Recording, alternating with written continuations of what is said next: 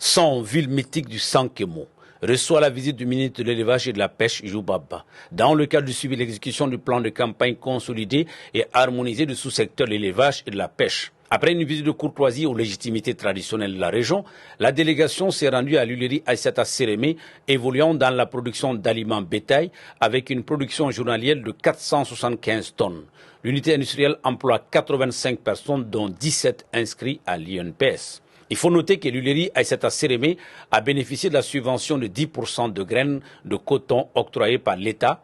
En retour, elle doit produire 337 tonnes de tourtereaux.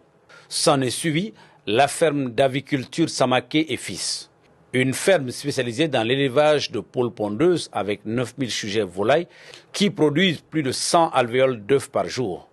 Le ministre Youbaba et sa délégation ont également visité la ferme piscicole de Abdoussi. Le promoteur affirme avoir bénéficié du soutien du département de tutelle, ce qui lui a valu une production annuelle de 240 000 alevins. La conférence des cadres organisée à l'issue de cette journée de prise de contact fut l'objet de présentation des rapports et bilans de la campagne agricole au titre de l'année 2023, ce qui a permis au ministre Youbaba d'apprécier l'exécution du plan de campagne.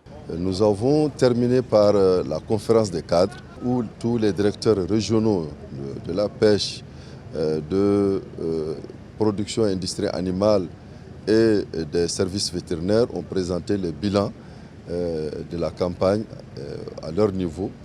Nous avons vu un bilan satisfaisant, au-dessus de la moyenne, malgré quelques handicaps relativement au personnel et aux moyens logistiques. Le marché à bétail est prévu à 100 dans le cadre du programme PRAPS 2. L'usine de fabrique des alevins, nous avons dit que nous avons noté et que nous allons voir avec les industriels pour voir comment, en rapport avec le ministère du Commerce et de l'Industrie, comment les acteurs peuvent construire et équiper des usines de production d'alevins. Le besoin est là, donc le marché est là. Pourquoi ne pas créer ces usines pour le bénéfice des populations? Maintenant, les autres aspects concernant le recrutement, c'est vrai que ça a été posé et nous leur avons dit les dispositions en cours.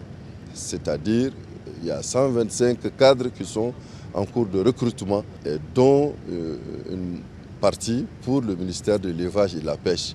C'est pour combler un peu les besoins en personnel qui sont d'acuité ici au niveau de la région de Sens, surtout que c'est une nouvelle région. Par rapport aux moyens logistiques, effectivement, nous avons dit qu'il y a des actions en cours pour les doter en moto et puis aussi pour les véhicules, ça peut attendre et il faut comprendre. Donc nous sommes très fiers d'avoir répondu aux attentes des uns et des autres et d'avoir dit la vérité à tous les acteurs. Dans le cadre de la campagne agricole 2023, la région de Son a enregistré une production totale de poissons de plus de 1400 tonnes, dont 200 tonnes issues de la pisciculture. Son, c'est aussi un cheptel de plus d'1 million de têtes toutes espèces confondues et près de 2 millions de sujets volailles.